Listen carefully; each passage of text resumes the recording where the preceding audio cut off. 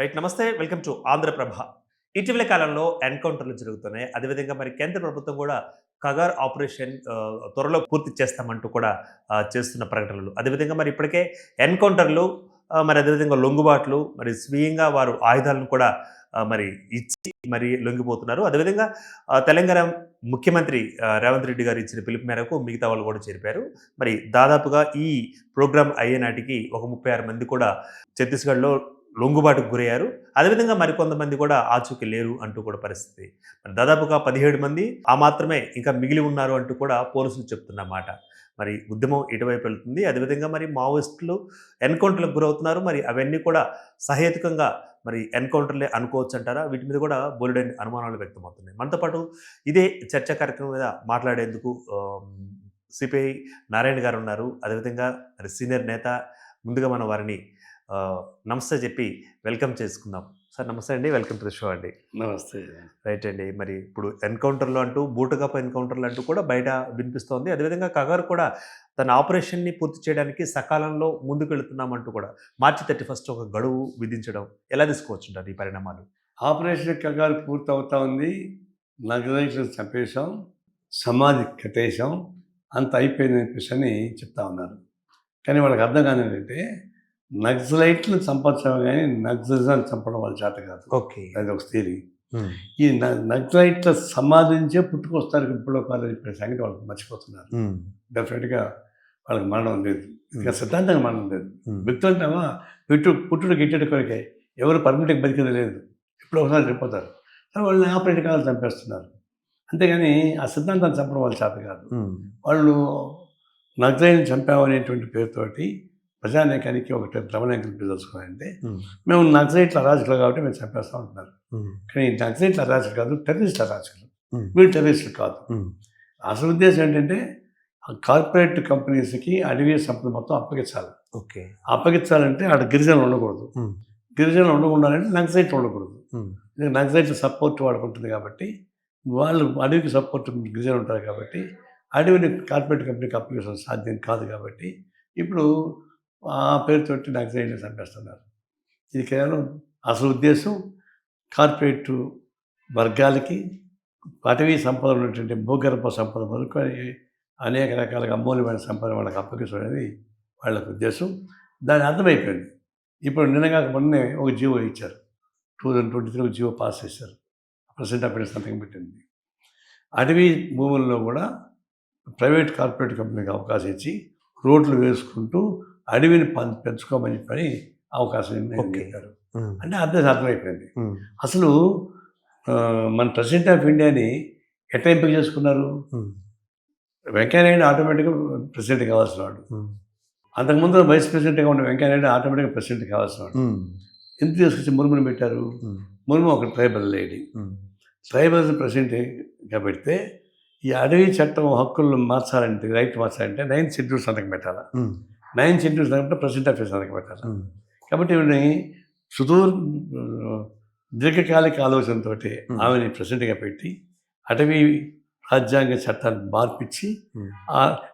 మార్పించడం ద్వారా వచ్చేటువంటి అవకాశాన్ని సంపన్న వర్గాలకు అప్పగించడానికి బహిరంగ పనిచేస్తున్నారు. నంబాల్ శాఖను చంపినప్పుడు 22,000 ఎకరాల భూమిని అదానికి అప్పగించారు. హిడ్మాన్ చంపిన తర్వాత 16,000 ఎకరాల భూమిని కార్పొరేట్గా అప్పగించారు. ఇప్పుడు సమాధి చేసేసామని చెప్తున్నటువంటి నేపథ్యంలో రైట్ వేళ రోడ్లు వేసుకొని అడవి పెంచుకున్నారు అన్నారు. అడవి పెంచుకోవడం కాదు, అడవిని అపహరించమని చెప్పని చట్టబద్ధంగా వాళ్ళకి ఇస్తున్నారు. ఇది ఒక ప్రమాదకరమైనటువంటి ఆలోచనతో గౌరవిపోతా ఉంది. రైట్ అండి. ఫస్ట్ నుంచి కూడా సిపిఐ కానీ లేకపోతే సిపిఎం కానీ మరి ఈ అటవీ ప్రాంతాలలో ఖనిజాలను అదేవిధంగా వెలికి తీసే పరిశ్రమలు కూడా వ్యతిరేకిస్తూ వస్తుంది కదా. మరి భూమి కోసం భుక్తి కోసం అంటూ కూడా ఫస్ట్లో స్టార్ట్ అయిన ఉద్యమం మరి ఇప్పుడు ఖనిజ సంపదను కాపాడుకునేలాగా వచ్చింది, ఆ దశకు చేరుకుంది అనుకోవచ్చు అంటారా? అటవీ సంపద నక్సలైట్లని వాళ్ళు చంపినా కూడా అడవి సంపద కార్పొరేట్ వర్గానికి పోనీయకుండా పోరాటం కొనసాగుతుంది. వామపక్షాలు ఉన్నంతకాలం దాన్ని వదిలిపెట్టం. అది తాత్కాలికంగా కొంచెం సర్దుమణిగినా తప్పనిసరిగా ఉద్యమం పెరుగుతుంది. గిరిజనులను రక్షించేటువంటి ఉద్యమాలు వస్తాయి. వామపక్ష పార్టీలు ఏకమవుతాయి. భవిష్యత్తులో ఈ బీజేపీ ప్రభుత్వం ఆడిన నాటకాలు, దాని ద్వారా కార్పొరేట్ వర్గాల లబ్ధి, ఇవన్నింటికి పరిశ్రమ పొందేందుకు కావాల్సిన ఉద్యమాలు సాగిస్తామని చెప్పేసి అని మేము ప్లాన్ చేసుకుంటున్నాం. రైట్ అండి. అంటే ఇప్పుడు జరిగిన ఎన్కౌంటర్‌లు కూడా మరి బూటకపు ఎన్కౌంటర్‌లు అంటూ బయట వినిపిస్తోంది. అదేవిధంగా మరి పోలీసు డీజీపీ స్థాయి వారు, అదేవిధంగా అటు ఏపీలో కూడా అదే స్థాయి వారు ఇవన్నీ కరెక్ట్‌గా చేశామంటూ కూడా లెక్కలు చూపిస్తున్నారు, స్టాటిస్టిక్స్ చూపిస్తున్నారు, దానికి సంబంధించిన సీక్వెన్సెస్ చూపిస్తున్నారు. ఇందులో వాస్తవికత ఎంతంటారు? ఆపరేషన్ కగారు ప్రకటించక ముందర ఎన్కౌంటర్లో బోట్ ఎన్కౌంటర్ అనే మాటకు వాల్యూ ఉండింది. ఓకే. ఆపరేషన్ కగారు ప్రకటించిన తర్వాత ఓపెన్గా నేను చంపేస్తానని చెప్పేశాడు. హోమ్ మినిస్టర్గా ఉండేవాడు బహుశా ప్రపంచం ఎక్కడ కానీ ఎన్నికైన ప్రభుత్వాన్ని మేము చంపేస్తామని చెప్పిన వాళ్ళు ఈయన రెండోవాడు. ఒకటి ట్రంప్ స్టార్ట్ చేశాడు, అమిత్ షా. ఇప్పుడు ఆయన మోపని చంపేస్తాను ప్రకటించిన తర్వాత ఇంక బోట్ ఎన్కౌంటర్ ఎక్కడ ఉంది? హత్యలే. ఎన్కౌంటర్లు కౌంటర్లు బోగస్ ఎన్కౌంటర్లు కాదు, హత్యలే. వాళ్ళు ఏం లెక్కలు చెప్పినా కూడా ఈ ఆపరేషన్ కగారు ప్రారంభించమనుకో ఇప్పటిదాకా హత్యలు తప్ప అది బోట్ ఎన్కౌంటర్లా ఎన్కౌంటర్లు అనే దానికి అర్థమైపోయింది. మొత్తం హత్యలకి అమిత్ షా హోమ్ మినిస్టర్ కేంద్ర ప్రభుత్వం శ్రమించినటువంటి సర్కారీ హత్యలే నక్సలైట్ మరణానికి కారణమైంది. రైట్. అంటే ఇప్పుడు అందుతున్న సమాచారం మేరకు, అందుతున్న స్టాటిస్టిక్స్ మేరకు 17 మంది మాత్రమే, లేకపోతే అంతకంటే తక్కువ మంది మాత్రమే ఇంకా ఉద్యమంలో ఉన్నారు, అటవీలో ఉన్నారు, దాక్కుని ఉన్నారు. వారు లొంగిపోండి లేదా చావండి అంటూ కూడా మార్చి 31 గడువు విధించడం ఎలా తీసుకోవచ్చు అంటారు? ఒక వ్యవస్థలో మిమ్మల్ని మేము చంపేస్తామని చెప్పడం అనేది ఒక అటవిక రాజ్యం తప్ప ఇంకోటి కాదు. ఓకే. ఇప్పుడు మేము ఇంకో 16 మంది మిగిలి ఉన్నారు, 17 మంది మిగిలి ఉన్నారు అని చెప్పేసి అని వాళ్ళు అంటున్నారు. 16 మంది మిగిలితారు, చనిపోతారు, లేదా చంపబడతారో నాకు తెలియదు. కానీ అంతలో మాత్రాన్ని ఉద్యమం ఆగే ప్రసక్తి లేదు. అట్టే ఉద్యమం ఇది కేవలం టెర్రరిస్ట్ అయితే వాళ్ళకేం బేస్ ఉండదు. ఓకే. ఇది మార్క్సిజం లెనినిజం సిద్ధాంతం ఆయుధంగా ఉన్నటువంటి పుట్టినటువంటి పార్టీ ఇది. దేశవ్యాప్తంగా ప్రపంచవ్యాప్తంగా కూడా ఈ ఉద్యమాలు ఉన్నాయి. ఒక దేశంలో పైన ఇంకొక దేశంలో ఉంటుంది కమ్యూనిస్ట్. కాబట్టి ఇది ఏదో మేము చంపేసాం, అయిపోయింది, సమాధి కట్టేసాం, ఇంకేమీ లేదు, 16 మంది మిగిలారు, వాళ్ళు కూడా మీరు రేపు పట్టుకుని కాల్చేస్తాం అంటే చేయొచ్చేమో. కానీ నక్సలిజం సిద్ధాంతాన్ని చంపడం మీ చేత కాదు. ఈరోజు కాకపోయినా రేపైనా భవిష్యత్తులో మనం ఏదో ఒక రూపంలో ఉద్యమం పెరుగుతుంది తప్ప అది సమాప్తం అయిపోయే శక్తి లేదు. రైట్. అంటే గతంలో కూడా మరి హిడ్మా చనిపోయినప్పుడు మరి ఆ ఎన్కౌంటర్ లేదా ఆ హత్యను, లేకపోతే అది ఎన్కౌంటర్ కాదు బూటకపు ఎన్కౌంటర్ అంటూ కూడా కొంతమంది మేధావులు, అదేవిధంగా అభ్యుదయవాదులు వీరు కూడా మరి శ్రీకాకుళం జిల్లా కలెక్టర్ని ఆశ్రయించడం, అక్కడ కూడా కొంత న్యాయ విచారణ జరగడం ఎలా తీసుకోవచ్చు అంటారు? న్యాయ విచారణ దేనిపైన చేస్తారంటారు? అంటే ఇప్పుడు హిడ్మా ఎన్కౌంటర్ అన్నది ఇప్పుడు ఒకవైపున ప్రభుత్వం చెప్పి కాల్చి చంపేస్తున్నప్పుడు ఇంక న్యాయ విచారణ ఏముందని. ఓకే. న్యాయ విచారణ అర్థమే ఉంది. కాబట్టి న్యాయ విచారణ మూటకం. వాళ్ళు ఓపెన్గానే చెప్పి మేము చంపేస్తామని చెప్పి చంపుతో లెక్కలు పెట్టుకొని మేము ఎంతమంది చంపినాం, ఇంతమంది మిగిలి ఉన్నారు, వాళ్ళు కూడా చంపేస్తామని చెప్పిన తర్వాత ఇంక న్యాయ విచారణకి అర్థం ఏంటి? ఎవరు న్యాయ విచారణ చేస్తారు? మీకు దమ్ము ఉంటే న్యాయ విచారణ అంటే ఆ ప్రకటన చేసినటువంటి అమిత్ షాని విచారణ చేస్తారా? చేయగలరా? చేయలేరు. కాబట్టి విచారణ అనేది అదొక బూటకమైనటువంటి పద్ధతి ఇంకోటి కానీ కాదు. రైట్. మరి ఇంత జరుగుతున్నా కూడా మరి మానవ హక్కుల సంఘాలు, అదేవిధంగా కమిషన్లు కూడా ఏం చేస్తున్నాయంటూ కూడా ఒక ప్రశ్న. ఇంతవరకు ఏం చేస్తాయండి? ఇప్పుడు ఆయా వర్గాల ప్రజలు పనిచేస్తున్నారు, మానవ హక్కుల పోరాటం సాగిస్తున్నారు, కమ్యూనిస్టులు కూడా ఉన్నారు, ఆ పని మేము చేస్తున్నాం. కానీ కేంద్ర ప్రభుత్వం బలగాలతోటి ఓపెన్గా మేము చంపేస్తాం అనేసి సొఫిస్టికేటెడ్ ఆయుధాలతో ఆర్మీ వచ్చిన తర్వాత ఎవరేం చేస్తారు? దాని తగ్గ ఉద్యమం సాగించుకుని పోవడం తప్ప. రైట్. ఇప్పుడు సోఫిస్టికేటెడ్ ఆయుధాలు అన్నారు కదా, ఇప్పుడు అక్కడికి వస్తే మరి జపాన్, జర్మనీ, ఇతర దేశాలకు సంబంధించిన అత్యంత ఆధునిక ఆయుధాలు కూడా ఇటీవల కాలంలో లొంగిపోయిన నక్సల్స్ నుంచి పోలీసులు స్వాధీనం చేసుకున్న పరిస్థితి. వాటి వీళ్ళే తీసుకెళ్తున్నారు అక్కడ, వాళ్ళని చంపి ఈ ఆయుధాలు వాళ్ళు అక్కడ పెట్టి ఫోటోలు తీసుకొని వీళ్ళు జపాన్ నుంచి వచ్చాయి, జర్మనీ చూసాయి చెప్తాను తప్ప వాళ్ళే తీస్తారు పాపం. అట్లాంటివి అయిపోయింది దాని పని. ఇవన్నీ వీళ్ళే డబ్బులు వీళ్ళే పెడతారు, నోట్ల కట్టలు పెడతారు, ఆయుధాలు పెడతారు, వాళ్ళు సవాళ్ళు చూపిస్తారు, చూసినా వీళ్ళందరూ పెట్టుకోవాలని చూపిస్తారు. ఆ విధంగా పద్ధతి చేసేటువంటి పని ఇప్పుడు అదే చేస్తారు చెప్తే దాన్నే నమ్మరు. ఒకడు ఉంటే మరి వాళ్ళు పేరుస్తారు వీళ్ళని. అధునాతక ఆయుధాలు ఉంటే వాడు ఒకడు ఇద్దరిని చంపించారు కూడా ఎక్కడ ఏకపక్షం కాల్పు జరుగుతాయి కదా. అధునాతక ఆయుధాలు ఆ మాత్రం ఉపయోగించారు వాడు.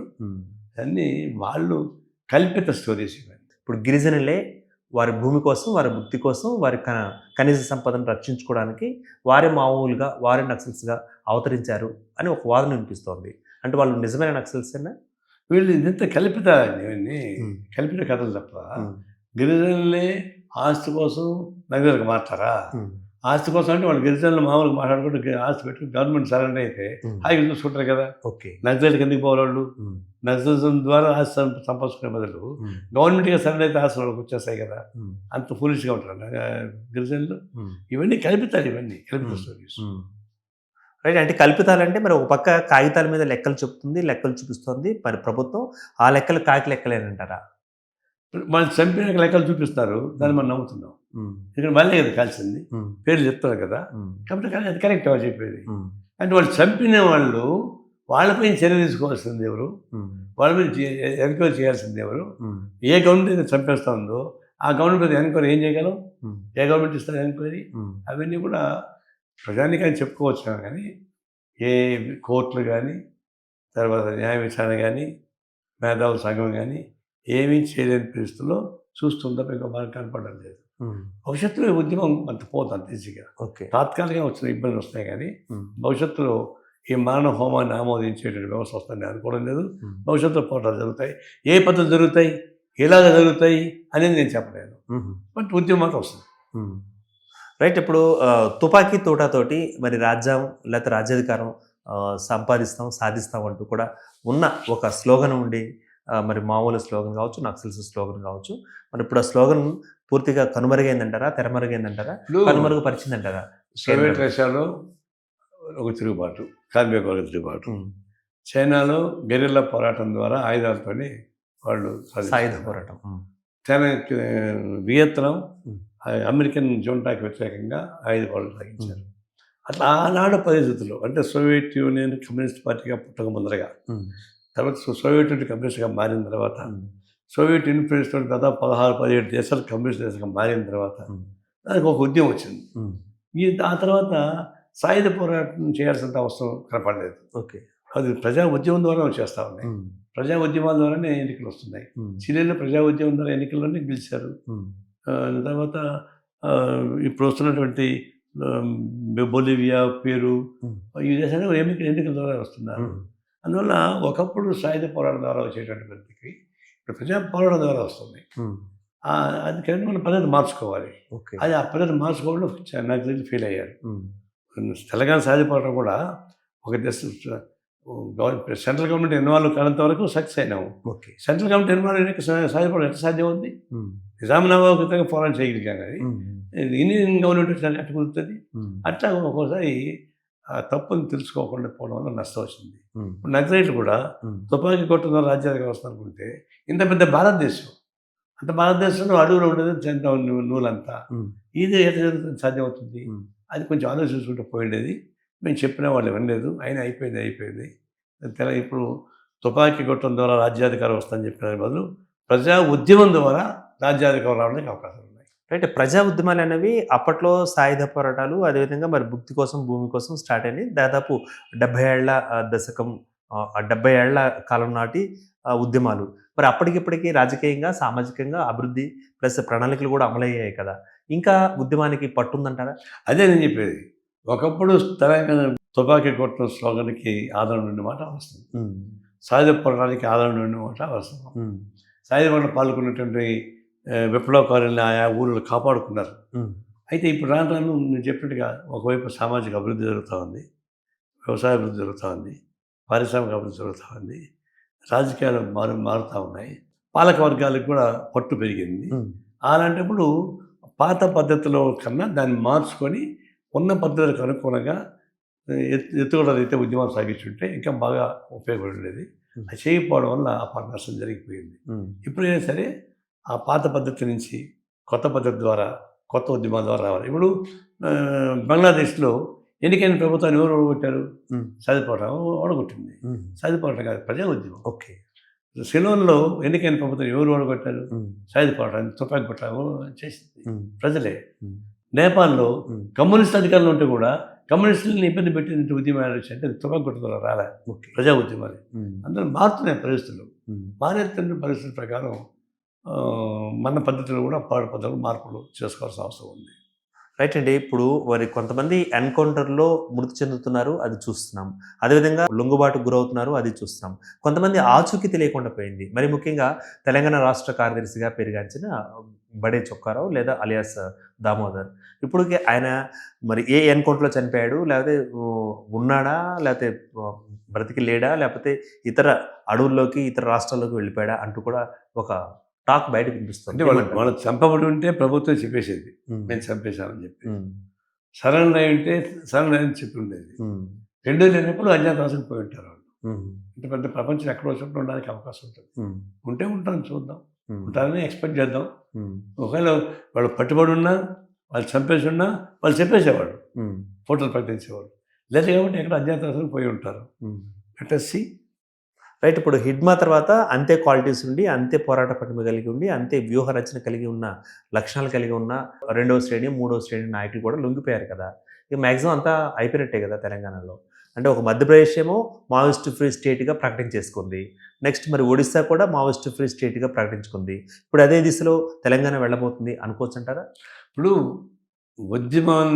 ఉద్యమంలో నుంచే విప్లవకాలు పుడతారు. ఓకే. మట్టిలో నుంచి మాణిక్యం పుట్టినట్టుగా ఆ! మట్టిలో నుంచి విప్లవకారులు పుట్టారు తెలంగాణలో. హ్మ్. తెలంగాణ సాధిపట్ల పాల్గొనేవాళ్ళు చదువున్నోళ్ళు కాదు. హ్మ్. ఏం అమాయకులు. కానీ నా ఉద్యమంలో పాల్గొని విప్లవకారులు అయ్యారు. హ్మ్. దొడ్డి కొమరయ్య పెద్ద చదువుకున్నాడా? హ్మ్. కాదు కదా! హ్మ్. అన్నప్పుడు ఉద్యమం నాయకులను సృష్టిస్తుంది. హ్మ్. నాయకుడు ఉద్యమాన్ని సృష్టించరు. ఓహ్! రేపు రాబోయే రోజుల్లో కూడా ఉద్యమం పెరిగే కొద్దీ ఆ ఉద్యమం మళ్ళీ పుడతారు. హ్మ్. ఇప్పుడు హిడ్మాలో మళ్ళీ పుట్టక్కర్లా, ఇంకోటి హ్మ్. పుట్టక్కర్లా, మళ్ళీ కొత్త పుడతారు. హ్మ్. కాను సైన్యాలు అందరూ పోయారు. హ్మ్. హిడ్మాల్ అంటూ వచ్చారు కదా! హ్మ్. మరి హిడ్మాల్ అంటూ పోయారు. భవిష్యత్తు అట్లాంటి ఉద్యమం నుంచి వస్తారు. హ్మ్. కాబట్టి ఉద్యమం నాయకుల్ని సృష్టిస్తుంది తప్ప నాయకులే ఉద్యమాన్ని సృష్టించలేరు. హ్మ్. రైట్. ఇప్పుడంటే మాక్సిమం నక్సల్స్ ఆచూకీ లేరు. అదేవిధంగా లొంగిపోయిన వారి యొక్క సంఖ్య పెరిగింది. అదేవిధంగా ఎన్‌కౌంటర్‌లో కూడా చనిపోయిన వారి సంఖ్య మనం చూస్తున్నాం. ఇంకెక్కడ లేదు గదా! ఆనవాళ్ళు లేదు గదా! పూర్తిగా మావోయిస్ట్ ఫ్రీగా తెలంగాణ స్టేట్ రూపొందింది అనుకున్న దానికి మీ కామెంట్ ఏంటంటారు? అనుకోనండి కలగానండి హ్మ్. అన్నీ మంచిది. హ్మ్. వాళ్ళు ఎందుకంటే ఎవరు కనపడదు కాబట్టి మేము ఫ్రీ అనుకుంటున్నారు. హ్మ్. ఇప్పుడు ఛత్తీస్గఢ్‌లో పోయి కార్పొరేట్ కంపెనీ వాళ్ళు బ్రహ్మాండంగా ఆనందంగా ఉత్సవాలు చేసుకుంటున్నారు. హ్మ్. చేసుకొనియండి. హ్మ్. కానీ అది ఎంతవరకు ఉంటుందని చూద్దాం. ఓకే. ప్రభుత్వం అందరికీ గిరిజనులు మొదలుకొని, హ్మ్. పేదవాళ్ళు మొదలుకొని అన్న సమస్యలు పరిష్కారం చేసే దశకెళ్తే నాకు తెలిసి పుట్టాల్సిన అవసరం లేదు. హ్మ్. మళ్ళా ప్రజలపైన, గిరిజనులపైన దాడులు చేస్తూ సంపన్న వర్గాలకు ఊడిగం చేసే పాలసీ వస్తే మరో రూపంలో మళ్ళా ఆ ఉద్యమం వచ్చి తీరుతుంది. హ్మ్. ప్రతిఘటన ఉద్యమం వస్తుంది. రైట్ అండి. ఇప్పుడు కేసీఆర్ గారి హయాంలో మనం చూసాం మావోయిస్టులకు కదలికలు పెద్దగా లేవు. ప్లస్ ఎన్‌కౌంటర్‌లు కూడా ఏమి లేవు. మరి ఇటీవల కాలంలోనే రేవంత్ రెడ్డి గారి యొక్క పిలుపు మేరకే కొంతమంది మావోయిస్టులు లొంగిపోవడం ఎలా తీసుకోవచ్చంటారు? రేవంత్ రెడ్డి ఒకలే కాదు. హ్మ్. ఒకటి కేంద్ర ప్రభుత్వం ఇచ్చిన వార్నింగ్. ఓకే. తర్వాత లెఫ్ట్ పార్టీస్ మేమంతా కూడా వాళ్ళకి అప్పీల్ చేస్తున్నాం. హ్మ్. మాకు అనవసరంగా హత్యలు కావచ్చకూడదని. హ్మ్. రేవంత్ రెడ్డి కూడా చెప్పుండొచ్చు. హ్మ్. ఇవన్నీ కలిసే కొంతమంది సరెండర్ అవుతున్నారు. హ్మ్. తప్పించుకుని తక్కువ మంది. రైట్. అంటే ప్రభుత్వాలు కానీ, అదేవిధంగా మావోయిస్టు ఉద్యమాలు కానీ ప్యారలెల్‌గా కొంతకాలం సాగాయి. అటు తర్వాత ఇంకా రాబోయే కాలంలో సాగవు. ఇదే జరగబోయేది అంటూ కూడా బయట వినిపిస్తోంది. అవునండి. పాలక వర్గాల్లో మార్పులొచ్చి గిరిజనులకి క్షేమం కోసం హ్మ్. ప్రభుత్వాలు ఉండి, హ్మ్. భారతదేశంలో దళిత వర్గాలకి న్యాయం జరిగి, సామాన్య ప్రజానికి ఇబ్బంది లేకుండా పరిపాలన సాగించగలిగితే, హ్మ్. అప్పుడు తిరుగుబాటు ఉద్యమాలు వచ్చే అవకాశం ఉండదు. హ్మ్. ఇది చేయకపోతే ఒక నక్సలైట్ ప్రభుత్వం రానక్కర్లా. ఓకే. ఏదో పేరుతో ప్రతిఘటన ఉద్యమం వచ్చి తీరుతుంది. హ్మ్. పాలక వర్గాల్లో మార్పు రాకుండా, పాలక వర్గాల్లో ప్రజా వ్యతిరేక విధానాలు అవలంబించే పద్ధతి వచ్చిన తర్వాత, ఏదో ఒక పద్ధతిలో ప్రతిఘటన ఉద్యమం వచ్చి తీరుతుంది. హ్మ్. రైట్. ఇంతవరకు జరిగిన ఎన్‌కౌంటర్‌లలో కూడా మరి మరణించారు, మృతి చెందారు అని పోలీసులు చెప్పినప్పటికి కూడా వారు చావలేదు అంటూ కూడా బయట వినిపిస్తోంది. అంటే హిడ్మా ఇంకా బ్రతికే ఉన్నాడని కూడా కొంతమంది బయట అంటున్నారు. ఎంతవరకు నిజం అంటారు? అవన్నీ కథలే గానీ, హ్మ్. ఒక భ్రమలు కల్పించడానికి, హ్మ్. ఒక ఆశాజనకమైన ఉద్యమాన్ని చూపించడానికి, హ్మ్. మిగతా సింపథెటిక్ నమ్మకం గురించి చెప్పొచ్చేమో కానీ, హ్మ్. అది అది కరెక్ట్ కాదు. బట్ ఆపదొచ్చిన మాట వాస్తవం. హ్మ్. బలైపోతున్న మాట వాస్తవం. ప్రభుత్వం చెప్తున్న లెక్కలు వాస్తవం. హ్మ్. అయితే తాత్కాలికమైనటువంటి ఈ సమన ఇబ్బందులు ఉన్న మాట వాస్తవం. హ్మ్. కానీ భవిష్యత్తు ఇట్లే ఉంటుందని నేను అనుకోను. హ్మ్. భవిష్యత్తు ఇట్లా ఉండాలనుకుంటే పాలకవర్గాలు మార్పులొచ్చి మొత్తం సామాజిక, ఆర్థిక, సాంఘిక విధానాల మార్పులు తీసగలిగితే అప్పుడు సాధ్యం అవుతుంది, లేకుండా సాధ్యం కాదు. రైట్. ఇప్పుడు వామపక్ష పార్టీల యొక్క ఆదరణ, వారి యొక్క అనుబంధం ఉండబట్టే ఇంతకాలం పాటు మావోయిస్టు ఉద్యమాలు, పార్టీలు మనగలిగాయి అని బయట వినిపిస్తుంది. నిజమేనంటారా? నిజమే. ఇప్పుడు లెఫ్ట్ పార్టీస్ ఎంత సైద్ధాంతిక విభేదాలు ఉన్నా కూడా చంపేస్తా ఉంటే ఊరుకోవడం కష్టం కదా, సాధ్యం ఓకే. కాదు. మా సానుభూతి ఉద్యమాలు, సాలునాటి ఉద్యమాలు జరుగుతూనే ఉన్నాయి, ఇంకా కూడా జరుగుతాయి. దానిలో ప్రాబ్లం లేదు. ఆ ఉద్యమాలు కొంతవరకు ప్రమాదం తెలిసడానికి అవకాశం ఉంటుంది. రైట్. ఇప్పుడు అంటే మావోయిస్టులను పూర్తి స్థాయిలో ఏరివేత పూర్తయిన తర్వాత రేపు అటవీ ప్రాంతాలలో, అడవులలో జరిగేది ఏంటంటారు? కార్పొరేట్ వర్గాలు ఇప్పటికే అడవి ప్రాంతాలకు వెళ్ళి వాళ్ళ విలాసవంతమైన పార్టీలు చేసుకొని, మందు పార్టీలు చేసుకొని ఎక్కడెక్కడ ఏమేమి ఉన్నాయో చూసుకుంటున్నారు. ఇప్పుడు దానికోసం అనుగుణంగా వీళ్ళు రోడ్లు వేయమని పర్మిషన్ ఇచ్చేసారు. బ్రహ్మాండ రోడ్లు వేస్తారు, ఒక 1 ఇట్లా 100-200 అడుగుల రోడ్లు వేసేస్తారు. మంచి వెహికల్స్ పోతాయి. ఆయన ఏమంటున్నారు, మేము చెట్లు పెంచుతాం, సంపన్న వాళ్ళు పోయేదేమో అక్కడ ఉన్న సంపన్న ఆశలు లాక్కోవడానికి. వీళ్ళు అడుగులు వేస్తారా? వీళ్ళు అడుగులు పెంచింది కాదు, ఆ పేరుతో నేను సహజంగా పోతున్నారు. పైకి భాష, లోపల మాత్రం ఆస్తి కొట్టేయడానికి. రైట్. నిన్న మొన్నటి వరకు అటవీ సహజ సంపదను కాస్తంత కావలి కాసేందుకు కొంతమంది ఉద్యమ పార్టీల నాయకులు ఉన్నారు అనుకుంటే, రేపటి కాలంలో ఇంకెవరు లేకుండా పోతారు కదా. మరి మీరు చేసిన వామపక్ష ఉద్యమాలు కూడా ఇంతవరకు నిర్వీర్యం అవ్వబట్టే ఆ కంపెనీలు రాకడా ఇట్లా శ్రీకారం చుట్టుకున్నాయి. ఇప్పుడు ఒకటి వామపక్ష ఉద్యమం బలహీనపడడం, 2 కార్పొరేట్ వర్గాలకు అనుకూలమైనటువంటి ప్రభుత్వం రావడం, ప్రత్యేకించి నక్సలైట్లను చంపడంతో పాటు గిరిజనులను హరాస్ చేయడం, దీని తర్వాత వాళ్ళకి కొంచెం సానుకూల వాతావరణం వస్తున్న మాట వాస్తవం. ఇది అదే కొనసాగుతూ భవిష్యత్తులో మార్పులు వస్తాయి, ఏ పద్ధతిలో వస్తాయి అని తెలియదు. కానీ ప్రత్యేకతోద్యమం తుపాకీ కొట్టడం ద్వారా రానక్కర్లే, ప్రజాబలంతో రావచ్చు. నేపాల్లో వచ్చినట్టుగా, బంగ్లాదేశ్లో వచ్చినట్టుగా, శ్రీలంకలో వచ్చినట్టుగా రావచ్చు. రైట్. ఇప్పుడు మరి బీజేపీ మరొక కొత్త పదాన్ని కూడా తీసుకొచ్చింది, అర్బన్ నక్సల్స్ అంటూ. మరి అర్బన్ నక్సల్స్ అంటే నిర్వచనం ఏంటండి? వాళ్ళు ఏం చేస్తారు అసలు? అంటే ముందు అర్బన్ నక్సల్స్ అన్నారు, మళ్ళీ రూరల్ నక్సల్స్ అన్నారు, మొత్తం నక్సలైట్లు చంపేస్తున్నారు. మరి నక్సలైట్లకు సానుకూలంగా ఉన్నటువంటి మేధావులు జైల్లో పెడుతున్నారు, కుర్రవరాలంటే వాళ్ళని. అవన్నీ కొనసాగిస్తున్నమాట వాస్తవమే. అవి ఎన్నాళ్ళు కొనసాగిస్తారు అనేది ప్రశ్నార్థకం. రైట్. ఇప్పుడు ఆల్రెడీ దీని మీద మరి శిక్షలు అనుభవిస్తున్న వరవరరావు కానీ, వారి తర్వాత జరిగిన అరెస్టులు కానీ, వారి యొక్క యోగక్షేమాలు ఎవరు పట్టించుకుంటున్నారు? పట్టించుకోవడం అంటే ఇప్పుడు కేసులు ఎట్టు పెడుతున్నారు వాళ్ళు, బెయిల్ ఇయ్యరు, కారణాలు ఉండవు, దానికి కొత్త చట్టాలు చేసినాయి, ఓపా చట్టాలు లాంటివి, దానికే కారణాలు ఉండవు కదా. జైల్లో ఎక్కువ మంది ఉన్నారు. ఒక వరవరావు ఒకటే కండిషన్ అయిపోయిన అక్కడే బాంబేలో ఉన్నాడు, మిగతా జైల్లో ఉన్నారు కదా పేదవాళ్ళంతా. దీన్ని బట్టి చట్టాల్లో వాళ్ళు మార్పులు తెచ్చుకొని గవర్నమెంట్ అనుకూలంగా పెట్టుకొని చేసుకుంటారు వాళ్ళు. ఇది ఎన్నాళ్ళు కొనసాగుతుంది అనేది ప్రశ్న, ఎన్నాళ్ళు కొనసాగదు మా ఆన్సర్. రైట్. మరి మీ యొక్క మెసేజ్ ఏంటంటారు? మరి పబ్లిక్, ఐ మీన్ తెలంగాణ రాష్ట్ర ప్రజలకు మీరు ఇచ్చే ఒక మెసేజ్ ఏంటంటారు? మెసేజ్ అంతా బంగారం కాదు. ఓకే. ఈనాడు ప్రకటించేటువంటి విజయోత్సవాలు కానీ నిజంగా బూటకు విజయోత్సవాలు తప్ప అసలు విజయోత్సవాలు కావు. భవిష్యత్తులో ఉద్యమాలు బలోపేతం చేయడానికి ఉపయోగపడే పద్ధతుల్లో ఉద్యమాలు రకరకాల పద్ధతులు వస్తాయి, రావాలని చెప్పేసి దానికోసం మా వంతు కృషిగా మేము కృషి చేస్తాం. రైట్ అండి. థ్యాంక్స్ ఫర్ ద పార్టిసిపేషన్ అండి. రైట్. మరి మొత్తంగా ఉద్యమం అన్నది నశించదు, ఉద్యమానికి నశింపు అంటూ ఉండదు, కానీ ఉద్యమం అనేది రూపురేఖలు మార్చుకుంటుంది. మరొక ప్రయత్నంలో మరొకసారి వచ్చే ప్రయత్నం ఉంటుంది, అది ప్రజల నుంచే వచ్చే ఉద్యమంగా రాబోతుందంటూ కూడా సిపిఐ నారాయణ గారు చెప్పిన పరిస్థితి. అదేవిధంగా మరి ఉద్యమాలలో ఉన్న వారు జనజీవన స్రవంతులకు రావాల్సిన అవసరం ఉందంటూనే తుపాకీ తూటా ద్వారా మరి రాజ్యాన్ని సంపాదించలేరు, రాజ్యాన్ని సాధించలేరు. కానీ ప్రభుత్వాలు కూడా మరి ప్రజా సంక్షేమంలో మమేకమైనప్పుడు ప్రభుత్వ పథకాలను, అదేవిధంగా అభివృద్ధిని ఏకకాలంలో మరి అమల్లో తీసుకొచ్చినప్పుడు ఇటువంటి ఉద్యమాల యొక్క మరి రాకడ, అదేవిధంగా దాని యొక్క కదలికలు అనేవి తగ్గుముఖం పట్టే అవకాశం ఉన్నారు. Keep watching Andhraprabha.